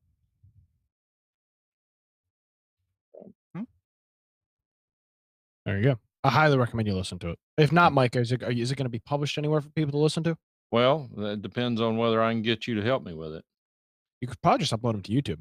Yeah, Probably a good those idea. things should be available afterwards. They should Well, be. Since you asked the issue. question, I will be very, very candid here and tell you that it's been an awful long time since I've done something like this. And in listening back to it, my part of it sounds quite amateurish. It does not sound like I want it to sound. It's going to take me a show or two to get back in the swing of things. And when I do that, then I warned Steve that at some point, depending on how this unfolds, we may end up starting all over again because when Amnon heard it, he said, "Oh, I don't think you're going to have enough content." That's not the case. There's a No. perpetual amount of content and don't know if we'll be able to keep it going long term. And the idea for the show at some point will either be that it will be live or that the record time will be scheduled. We'll be able to take telephone calls. And once you start taking phone calls, if you start getting any calls, that consumes, you have to control it because it's only 25 minutes. You have to control it. Of course, now 9 o'clock hour is available. We could make it an hour, but out, it's what's also interesting is of all the things we've been involved in, I've actually got two syndicators who want to hear it because they are interested in a cryptocurrency. Mhm. Coolio. I mean, what I said is probably because I don't know enough about it to realize. But I'm thinking, it's like you're talking about the dollar. How much can you talk about it? But yeah, I'm sure there are other facets to it. Right, but okay, so take that as So an example, Amnon. If we said we're going to do a show where we can talk about nothing but the dollar, we can talk about how politicians raise money, how they use dollars to buy influence, right. how there is other crime besides just the politicians. There are all sorts of things you can talk about with a dollar. Yeah, What no, was it I for? agree. The I'm not. Federal Reserve Bank. Federal Reserve. There you go. Yeah. So it's unlimited. But Steve is a geeky. I mean, if you wanted to know how to mine it and all that stuff, he does it. He knows it like the back of his hand. We're not going into all that as long as I'm involved because that's not the audience. You can go to a meetup if you want to get that stuff. Hey guys, listen, have a All good right. week. I gotta All run right, over to my Spence. daughter's house. Yeah, See got ya. rock and roll. Yep. See Bye. ya. See ya. All right. Anything else? Going once? Going twice? Guess not. All right. Well, good morning, Kathy, Hannah, Nabil, Mac, Norm, Katie and Donna, Mike, Spence, Gal, Nick.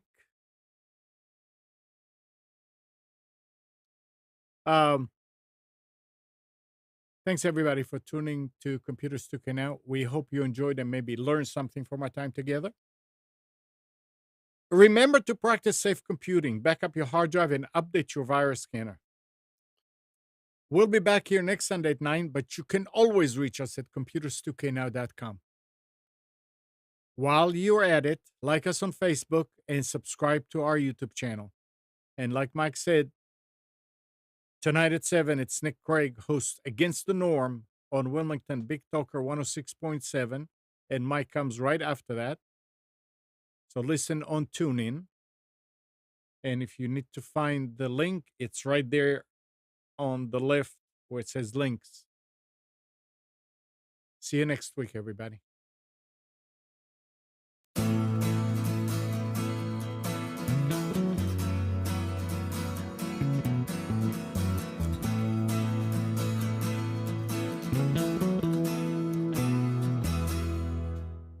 You are tuned to the Nissan Communications Network. If you tuned in too late, you can always watch each program in its entirety or download an MP3 audio file of it in the archives section at nissancommunications.com. Don't forget to subscribe to our YouTube channel, follow us on Twitter, and like us on Facebook. Sponsored by Telestream's Wirecast software, StreamingGear.com, Carolina Apparel, and DeltaForce.net.